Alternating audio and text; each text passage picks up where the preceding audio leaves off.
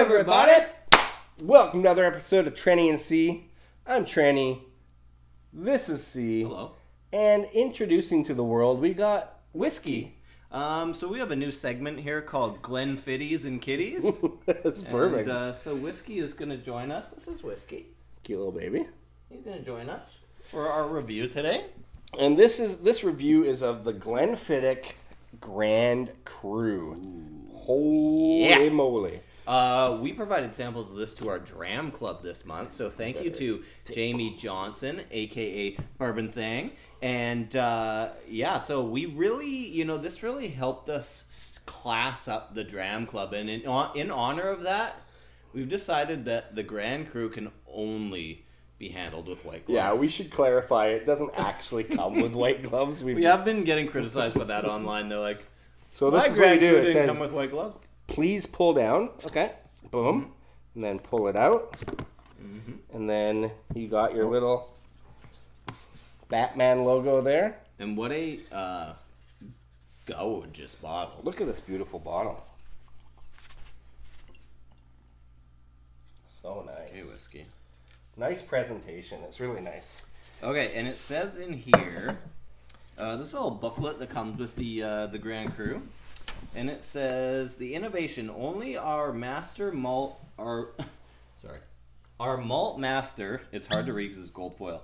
Brian Kinsman could craft a whiskey of such unique and extraordinary character. The whiskey matures for 23 years in hand-selected American and European oak casks to impart exquisite depth before being finished in a rare and highly prized French Cuvée cask. The final expression is the ultimate spirit of celebration. So there you go. Now you know how they've prepared it. The Cuvée cask finish creates a truly innovative single malt. Its deep layers of distinctive flavor will enhance any moment from aperitif hour to fine dining experience and celebratory toasts. And then they say, on the nose, you'll discover apple blossom, freshly baked bread, candied lemon. Then to taste, layers of rich vanilla, oak, sweet brioche, sandalwood, pear sorbet, and white grape all culminate in an unforgettable whiskey experience. There's more. I don't. There's more. Whatever. Sorry. This is all we're trying to do like 5 minutes. Kitty whiskey. Okay. But okay. So yes. Okay. First of all, so beautiful color on this thing. That's really, really nice. Yeah. That's got that amber golden elixir. Yeah. That is nice. And as you're reading out some of those Golden nosing notes there, Yes. I gotta say that baked bread thing is actually on there, and that's one thing I wasn't.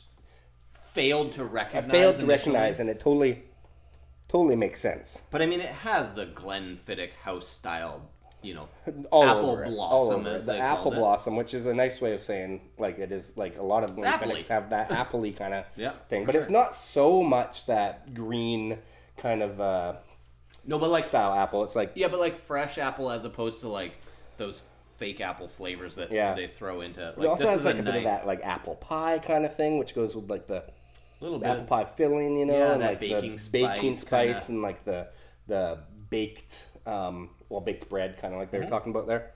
The baked bread definitely comes through in that. Like, and did you malty mention style. it is 23 years old?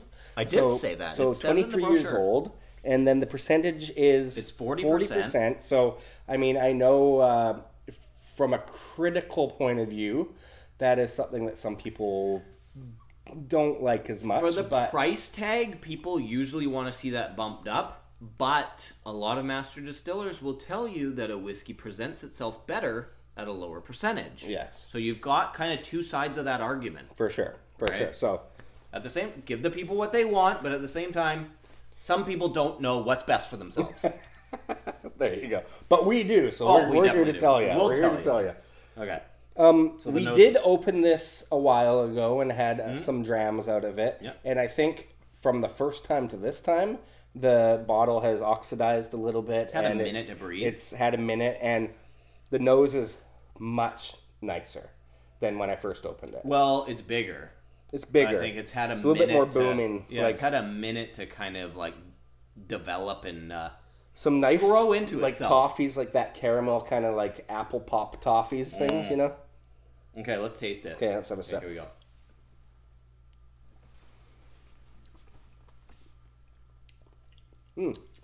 It has a nice kind of like, I call it the pastel-y kind of note. It's almost like a nice, like oily richness to it. Yeah, and I find it has a little of a floral soapy vibe, which is, we say that kind of on the same realm. And hopefully that doesn't sound bad, because that's actually a really nice note in a lot of these scotches. Yeah, but it's subtle. It's not like it's not like a booming with those, but they are like nice subtle notes of that. And then it has that, of course, the signature Glenfiddich, like, again, apple blossom as they called it, kind of, but like fruit forward for sure. But it has kind of like this brown sugar background too, like a little bit that muscovado style. And the back palate, like, you start to see the age, I think, on the back palate, where like some of that oak starts to shine through.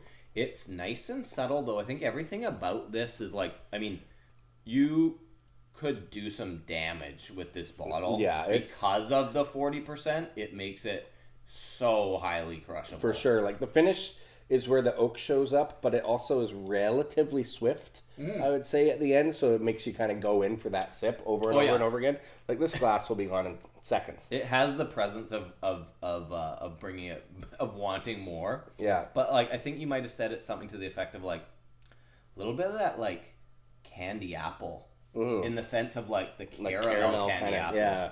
Not that red candy one. You know what I'm talking about? Like, what is that candy? Is that just candy? I don't know what that stuff is. Yeah, at the red. fair. Like when you go to the fair. I'm talking about like caramel the apple. caramel dipped candy apple. Yeah. It's got that for days on it here, which is like quite a pleasant flavor. And then back to kind of like the baking spices, that's kind of like what the oak does at the finish there. It has like that kind of, not necessarily clovey, but almost like a cinnamony kind of baking thing at the end there. And that's kind of like also where I'm getting a bit of the almost like a wine influence, just a little bit of like right at the back, a little bit of that sparkle there. A little sparkle and a little bit of that kind of crispness. Yeah. Overall, really pleasant. Nice stuff. Yeah. Like it's an honor to have the opportunity to, like, when you get into these really well aged whiskeys, like there is an exclusivity to them.